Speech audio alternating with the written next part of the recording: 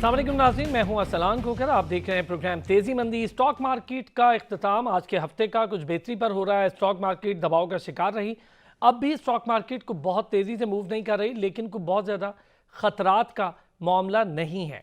Dollar की कदर ऊपर है, रुपये पर दबाव बरकरार है। FBR की जानिब से इस वक्त अच्छा कदम ये उठाया गया है कि फ़ॉरेन एक्सचेंज कंपनीज़ को POS से मुंसलिक कर दिया गया है। इससे ये होगा कि जब फ़ॉरेन करेंसी की खरीदो फरोख्त होगी तो उसको मज़ीद दस्तावेजी शक्ल दी जाएगी, यानी डॉक्यूमेंटेड हो जाएगी ये मामला भी। हुकूमत एक बार फिर कामयाब हुई, अपोजिशन नाकाम हुई। तमाम तर लोग जानते हैं कि मिनी बजट आ चुका है। मिनी बजट के हवाले से क्या कुछ हो रहा है इस पर भी बात करेंगे। कारोबारी हजरात क्यों इतने परेशान हैं और ये कितना लंबा अरसा परेशानी चलेगी। वज़ीर आज़म ने मुबारकबाद दी है अपनी टीम को कि 5.37% शरह नमू हासिल की है वज़ीर आज़म और उनकी टीम ने। लेकिन क्या आम आदमी के लिए कोई बेहतरी हुई है? क्या कारोबार के लिए इसमें कुछ बेहतरी हुई है? क्या हालात इकॉनमी के बहुत बेहतर हो गए? ये सारी चीज़ें एक ख़ुद में सवालिया निशान हैं। मुल्क की तारीख में पहली बार पेट्रोल 150 के करीब जाकर पहुँच गया है और अब शायद इससे भी ऊपर होने का इम्कान भी है लोगों के ख्याल में।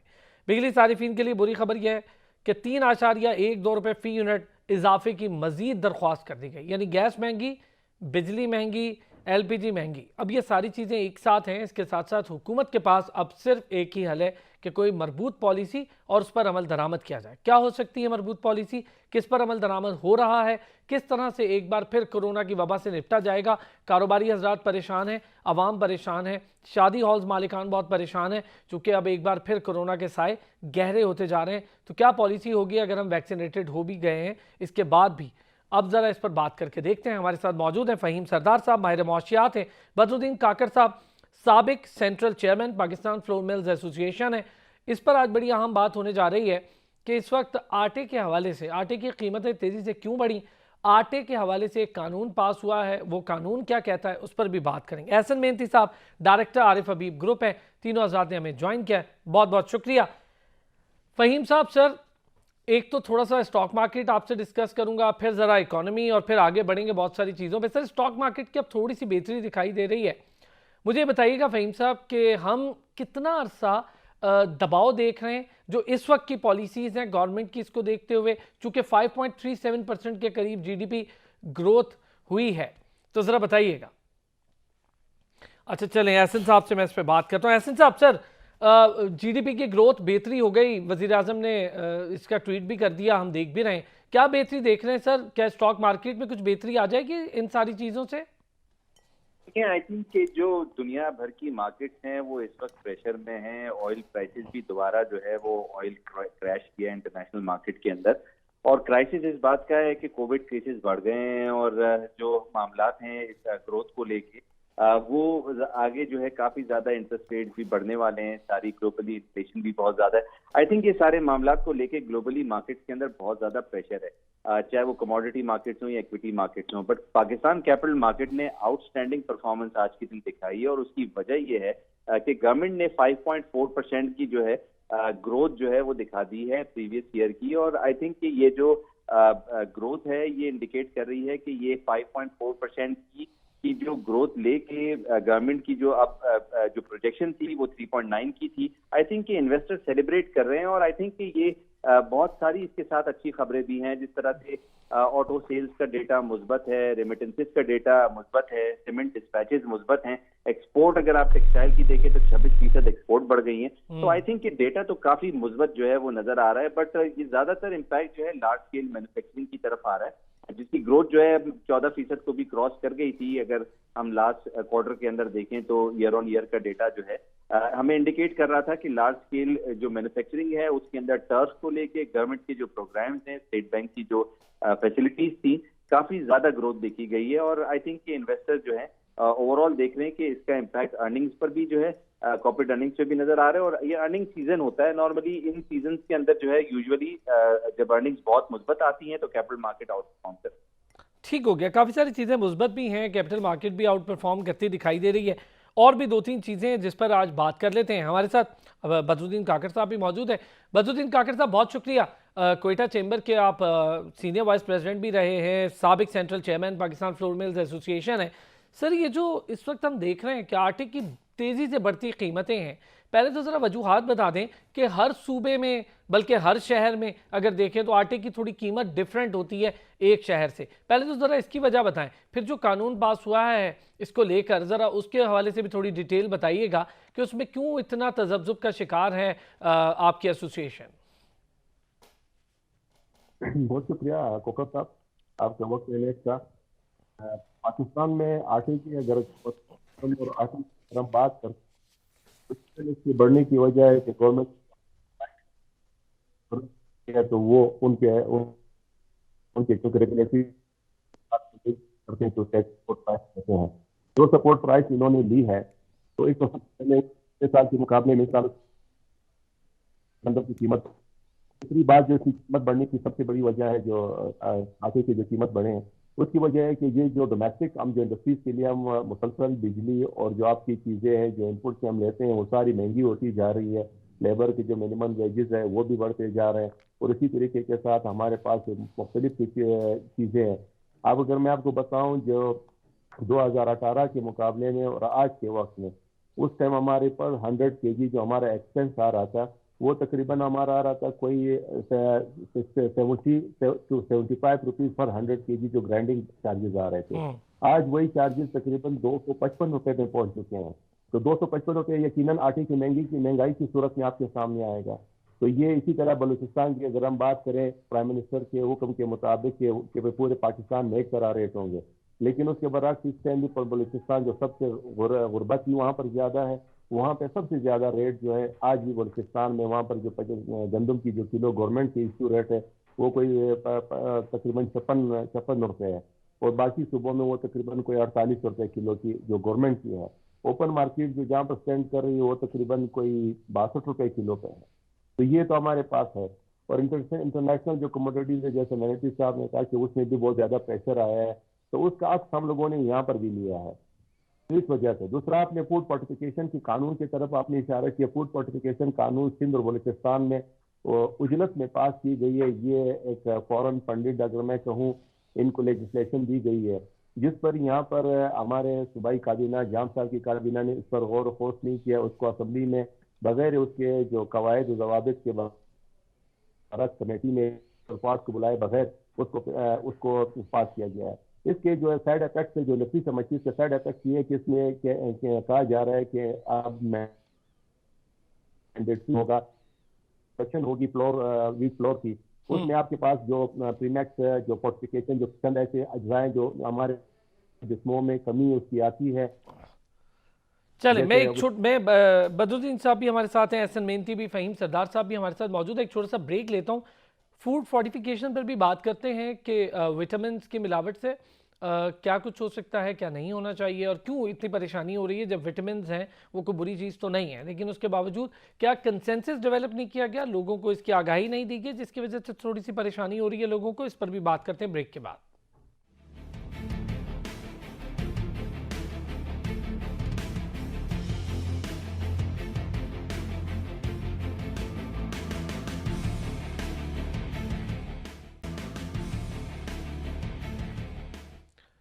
वेलकम बैक जी। ब्रेक पर जाने से पहले जैसे कि मैंने कहा था बहुत सारी चीज़ें इस पर बात होगी, खासतौर पे एफबीआर ने जो फॉरेन एक्सचेंज कंपनीज हैं उनको पीओएस से मुंसलिक किया है, इस पर भी बात करेंगे। लेकिन इस वक्त जो अच्छी खबर मौसूल हुई है वो ये है कि पाकिस्तान की जीडीपी की शरह नमू यानी बेहतर हो चुकी है, 5.37% के साथ इस वक्त खड़े हैं हम। वज़ीर आज़म ने इसका ट्वीट भी किया, मुबारकबाद भी दी।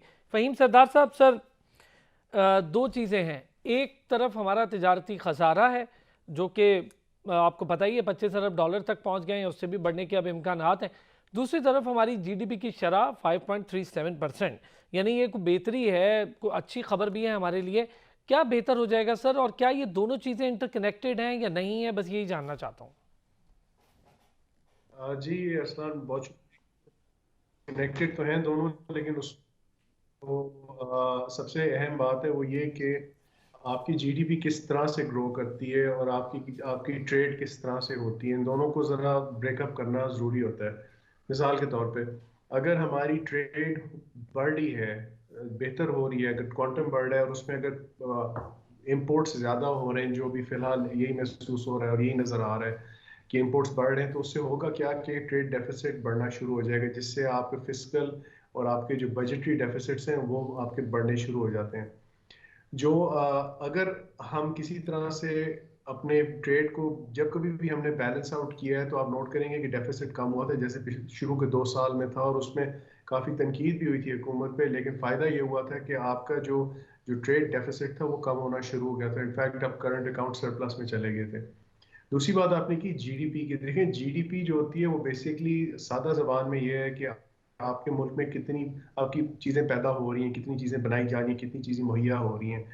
अगर पाकिस्तान की जीडीपी बढ़ रही है तो हमें याद रखना चाहिए कि डिवैल्यूएशन से पहले हमारी जीडीपी 310 अरब डॉलर सालाना थी, जो डिवैल्यूएशन की और कोविड की वजह से कम होकर 280 अरब पे चली गई। अगर वो फिर 310 पे जाती है तो मैं पहले बात तो ये कहूँगा कि इतनी देर क्यों लगी। सारी बात है कोविड का मसला है, और लेकिन इसमें जो जीडीपी का जो पोटेंशियल है हमारा, हमने उस पर तवज्जो देनी ज़रूरी है। एक असेसमेंट मैंने खुद की थी और वो मैं शेयर करने के लिए तैयार हूँ। उसमें ये है कि पाकिस्तान की इस वक्त जो जीडीपी है वो 400 अरब डॉलर के करीब होनी चाहिए है। अच्छा क्यों नहीं है, उसकी बहुत सारी वजूहात हैं। जो सर फहरिस्त है वो है वायलेंस, दहशत गर्दी जो पाकिस्तान में हुई है ना, वो आपके रेगिस्तान के दरमियान में नहीं हुई, वो आपके तिजारती इलाकों में हुई है, क्योंकि वो एक एंगल से की गई थी, वो रैंडम नहीं थी, उसके पीछे एक पूरी सोच थी और उसका असर हुआ। वो अगर आप चाहें तो मैं ग्राफ के साथ प्रूव करके दिखा सकता हूँ। कहने का मतलब ये है कि चले वो हम अपने पूरे पोटेंशियल पे नहीं जाते और हम अपने आप को बिल्कुल नेगेटिव नहीं करते, लेकिन अगर जीडीपी हमारी बेहतर हो रही है तो उसका मतलब है कि हुकूमती पॉलिसीज़ का असर आ रहा है। इसका मतलब है कि हम इसको मज़ीद बढ़ा सकते हैं। साथ ही मैं ये कहूँगा कि अगर हमारी मिसाल के तौर पे पॉलिसीज़ में जहाँ जहाँ थोड़े मसले हैं, अगर हम उनको सीधा कर लें तो ये चीज़ और तेज़ हो सकती है और बेहतर हो सकती है और मुस्बत हो सकती है। ट्रेड पे मैं वापस आ रहा हूँ जहाँ से बात शुरू की थी, कि अगर हमारे ट्रेड डेफिसिट को हम थोड़ा सा बैलेंस आउट करें, थोड़ा सा सोच समझ के करें, आप सिलेक्टिव इंपोर्ट्स पे जाएं, बजाय कि जो हम पहले हमने बहुत रिस्ट्रिक्ट किया था, फिर थोड़ा ढीला किया तो आपके अचानक इंपोर्ट्स बढ़ने शुरू हो गए। अगर हम सिलेक्टिव इंपोर्ट्स रखेंगे तो उसमें मेरे ख्याल है पाकिस्तान को फ़ायदा ही होगा। उसमें वो नुकसान नहीं है कि अगर पनीर भी हमने न्यूजीलैंड से मंगवानी है, जो मुझे नहीं पता था कि ये पनीर जो है वो वहाँ से आनी बहुत ज़रूरी है पाकिस्तान के लिए, तो वो लग्जरी आइटम्स में शामिल होता है और उससे आपकी आपकी आपकी इकोनॉमी पे बर्डन आता है। अच्छा फ़हीम आखिरी पॉइंट जो साहब, मैं आपने डालना, जिक्र किया माजरत के साथ लग्जरी आइटम्स का।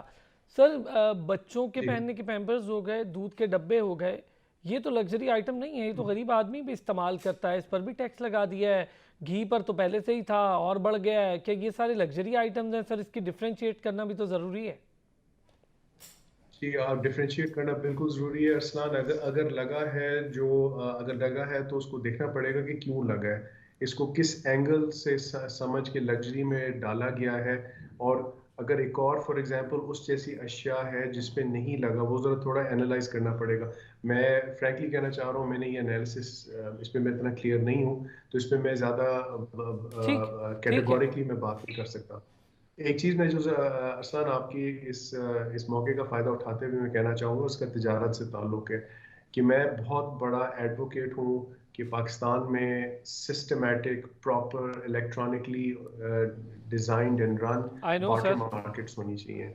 जो मैं आपसे पहले भी डिस्कस कर चुका आपके प्रोग्राम्स में कि इससे पाकिस्तान की मईशत, पाकिस्तान की करेंसी, पाकिस्तान की जीडीपी सबको फ़ायदा होगा, और ये साथ बात वाले दुरुस्त है मुल्कों जिनके आपकी। साथ हमें अपनी तजारत बढ़ानी है उनको भी फ़ायदा होगा। अग्री करता हूँ सर, आपकी इस बात से मैं बिल्कुल अग्री करता हूँ। मैं मेरे ख्याल में मुझे अच्छा ब्रेक लें सर।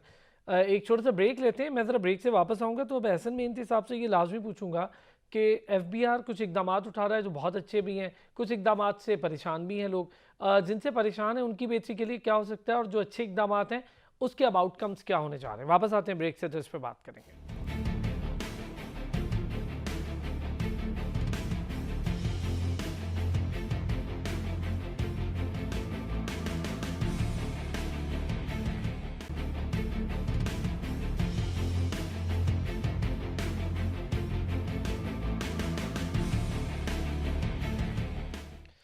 वेलकम बैक जी। एहसन मेहती साहब, सर ये बताइएगा कि एफबीआर ने जो फॉरेन एक्सचेंज कंपनीज को पीओएस से मुंसलिक करने के अहकाम जारी किए हैं, कितना फ़ायदा होगा सर? ये भी एक मेरा ख्याल है डॉक्यूमेंटेड इकोनॉमी की तरफ जाने का इशारा है और अच्छी चीज़ है मेरा ख्याल है। इससे फ़ायदा होगा? देखिए, आई थिंक कि जो डॉक्यूमेंटेशन जितनी ज्यादा होती है वो बेहतर है। वो स्पेकुलेशन को जो है वो डिस्करेज करती है। आई थिंक कि जो फॉरेन करेंसीज होती हैं, ये सरमाया भी होता है, ये रेमिटेंसेस भी होती हैं, इससे हमें हमारे लोन भी जो है वो पे बैक करने होते हैं। अब इसकी जितनी डॉक्यूमेंटेशन हो वो कम है। आई थिंक कि जो ग्लोबली पाकिस्तान जो इकोनॉमी है उसमें अगर आप देखें तो क्रिप्टो करेंसीज की भी इन्वेस्टमेंट $20 बिलियन तक जो है वो स्पेकुलेट की जाती है कि ये लेवल पर भी जो है वो इन्वेस्टमेंट हुई और जाहिर है ये इसकी जो सोर्स होती है लोकल मार्केट एक्सचेंज कंपनीज होती हैं या फिर जो जो बैंक्स होते हैं, बैंकिंग चैनल को भी यूज किया जाता है। तो आई थिंक कि जितनी डॉक्यूमेंटेशन वो एक्सचेंज कंपनीज की वो कम है। आई बिलीव कि यही एक सोर्स है जहां से जो है वो हम देखते हैं कि पैसा पाकिस्तान के लिए जो रिक्वायर्ड होता है लोन प्रीपेमेंट के लिए, वो यहाँ से स्पेकुलेशन की मद में निकल जाता है और कॉमन इन्वेस्टर जो है वो कॉमन जो है वो नॉन ट्रैवलर की अच्छा, एहसन मेहती साहब ये भी बताइएगा कि अगर इनको जैसे टियर 1 कैटेगरी में शामिल करने का नोटिफिकेशन जारी किया गया है, तो जैसे लेदर या टेक्सटाइल सेक्टर है उसको एक फ़ायदा था कि वो लो जीएसटी रेट्स उन्हें ऑफर किए जा रहे थे, तो इन्हें भी फ़ायदा होगा? देखिए, बिल्कुल ये जो इनको जो फायदा है वो तो मुझे एग्जैक्टली नहीं पता, बट मुझे जो समझ में आ रही है बात वो ये है कि डॉक्यूमेंटेशन इससे इम्प्रूव होती है। स्पेकुलेटर्स के लिए डिफिकल्ट हो जाती है कि वो जो है वो इन फॉरेन एक्सचेंज को जो है मिसयूज करें और फिर जो है इसके मुल्क का भी नाम इसमें खराब होता है जब हम देखते हैं कि फॉरेन करेंसी हमारे पास अवेलेबल नहीं होती रीपेमेंट के लिए। और हमने देखा है एफएक्स रिजर्व्स के अंदर भी जो है $500 मिलियन तक जो है कमी आई है एक वीक के अंदर। तो आई बिलीव कि इस वक्त नीड ऑफ द टाइम है इसको पीओएस और जीएसटी के अंदर लेकर आया जाए ताकि ऐसा मामला हो कि जहां पर फॉरेन एक्सचेंज काफी ज्यादा जिसको जरूरत हो ट्रैवलिंग के लिए वही उसको इस्तेमाल करे और इसको स्पेकुलेशन पर्पस के लिए मैक्सिमम डिस्करेज जो है वो करना चाहिए। तो आई थिंक कि ग्लोबली यही पैटर्न है। काफी डिफिकल्ट होता है नॉन टैक्स पेयर के लिए जो है वो इस स्पेकुलेट करना किसी फॉरेन करेंसी के अंदर। और आई थिंक हम उन्हीं लाइंस की तरफ जा रहे हैं कि जहां पर इसकी डॉक्यूमेंटेशन बढ़ भी रही है और पेनलाइज भी हम कर रहे हैं उन एक्सचेंज कंपनीज को जहां पर इसकी स्पेकुलेशन जो है वो हो रही है। स्पेशली की जो अपर कंट्री है जाहिर है केपीके के अंदर हम देखते हैं कि एक नॉन ट्रांसपेरेंट जो है तरीके से इसको जो है मिसयूज किया जाता है फॉरेन करेंसीज को। आई बिलीव कि वहां पर भी जितना ज्यादा जो है ये आपने सर ठीक कहा कि एहसन साहब स्मगलिंग भी रुक जाएगी, ये एक अच्छी चीज़ है। अच्छा सर बदरुद्दीन काकड़ साहब, सर फूड फोर्टिफिकेशन ये कोई ऐसा इलीगल मसला तो नहीं है? विटामिन को मिलाना आटे के अंदर या ये कोई गलत बात तो नहीं? फिर क्यों इससे लोग इतना परेशान हो रहे हैं? कोकर साहब, ये कंज्यूमर राइट है कि उनको मालूम होना चाहिए कि जो चीज़ मुझे खिला रहे हैं वो मेरे लिए क्यों ज़रूरी है और उसकी क्या अफादियत है मेरे जिस्म के लिए। सबसे पहले तो हमारे पास क्योंकि इसके लिए हमें कोई लोगों को कन्विंस करने अवेयरनेस कोई प्रोग्राम नहीं चलाया है। ये डंडे की जोर पर कहते हैं कि आप इसके साथ इसकी आमेजिश आटे में करें। हम कहते हैं कि ये तो बेबूत के लिए आदमी के तो उसको मालूम होना चाहिए कि मैं क्या कर रहा हूँ और उसके लिए मुझे एक्स्ट्रा पेमेंट करना होगा। तो इसको पोलियो के कतरे ना बनाए कि इसकी मिसयूज हो और इसको लोग उसको उस नेगेटिव साइड पे लेके जाएं कि इसमें जो अमेजिश हो रही है इसकी अमेजिश किस चीज की अमेजिश हो रही है। और आपके लिए जो सर्वेज हुए हैं कि आपकी जो डिफिकल्टीज है एक आम जिसम में पाकिस्तान में रहने वालों की, उनको हम कैसे एड्रेस कर सकते हैं। तो उसके लिए जो चीज की जरूरत है वो उसको फूड फोर्टिफिकेशन कहते हैं। तो फूड फोर्टिफिकेशन एक आदमी का अपना राइट है कि वो फोर्टिफाइड का है या नॉन फोर्टिफाइड का है या ऑर्गेनिक का है। हाँ, क्योंकि मुझे मालूम है कि मेरे भला और बहबूद के लिए, तो उसके लिए एक अवेयरनेस प्रोग्राम होना चाहिए। पाकिस्तान में क्योंकि नाफादगी इतनी अच्छी नहीं है, लोगों के पास लिटरेसी रेट बहुत कम है, तो सबसे पहले लोगों को आगाही देनी चाहिए। ये बात आपकी ठीक है कि हर इंसान का हक है कि वो अपनी मर्जी से जो चीज खाना चाहता है वो खाए और उसको पता होना चाहिए कि वो क्या खा रहा है। ये आपकी बात बिल्कुल सही है और आपने चले इसकी क्लैरिटी भी दे दी ताकि सुनने जी। मैनेजी साहब ने पॉइंट आउट किया कि पेशावर में, क्योंकि बलूचिस्तान में भी ये मसला आ रहा है, क्योंकि हमारे एक्सपोर्ट चाहे पेशावर से हो, तोरखम से हो, चाहे हमारे एक्सपोर्ट अफगानिस्तान के लिए वो हमारे चमन से हो, यहाँ पर बुरी तरीके से सफर करें स्टेट बैंक की पॉलिसी की वजह से। क्योंकि अफगानिस्तान में जैसे आपको मालूम है कि इंटरनेशनल सैंक्शन गवर्नमेंट को ऑफिशियली किसी ने एक्सेप्ट नहीं किया, तो वहाँ से बैंकिंग सेक्टर जो है पूरा कोलैप्स कर चुका है। तो वहाँ पर हमारे पास एक ही सोर्स होता था कि हम कैश डॉलर जो होते थे विड्रॉ कराते थे अगेंस्ट एक्सपोर्ट। तो वो बिल्कुल बंद कर ये दिया गया। तो ये बात पाकिस्तान का आपकी तमाम सही है। जो मैं चाहूंगा एक्सपोर्ट है, बदरुद्दीन साहब इस पे ना जरा आपको मुतबादिल लाअमल देना चाहिए। ये कोई बिल्कुल तरीकाकार नहीं ठीक। होता कि फहीम किसी साहब सर, regime, इस पे किसी आपका जगह को कमेंट आप चाहूंगा। नेगेटिव regime में इन डाल। चीजों की वजह से महंगाई भी बहुत हो रही है, ये जो छोटे छोटे मसाइल हो रहे हैं, आप सुन भी रहे होंगे फहीम साहब। जी जी सर मैं जी। चाहूंगा इस पे आप भी कमेंट कर लें। महंगाई जो है देखें, उसकी बुनियादी जो वजूहात हैं, एक तो वो है आपकी जो इनपुट कॉस्ट्स हैं उस पर सोचना पड़ेगा। लेकिन मैं बिल्कुल सादा ज़बान में बात करूंगा, सप्लाई सप्लाई बढ़ा दें। अगर गंदम की कीमत बढ़ी है तो उसकी सप्लाई बढ़ानी है। अगर चीनी की कीमत बढ़ी है उसकी सप्लाई बढ़ा दें।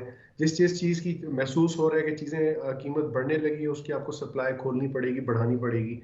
गवर्नमेंट ने यही कोशिश की थी 2021 ठीक। में, और गवर्नमेंट यही इस चीज़ पे फोकस कर रहे हैं। और इस वक्त जो बम्पर क्रॉप आ रहा है, गंदम का, कॉटन का, चीनी का, वो शुगर केन का, तो उससे आपको महसूस होगा कि इंशाल्लाह ये चीज़ें चलिए, आएंगी, यदि लेकिन इनको सप्लाई को मैनेज बढ़ा करना। दिया जाए, सप्लाई बढ़ाने से बहुत सारी चीज़ों को कंट्रोल किया जा सकता है।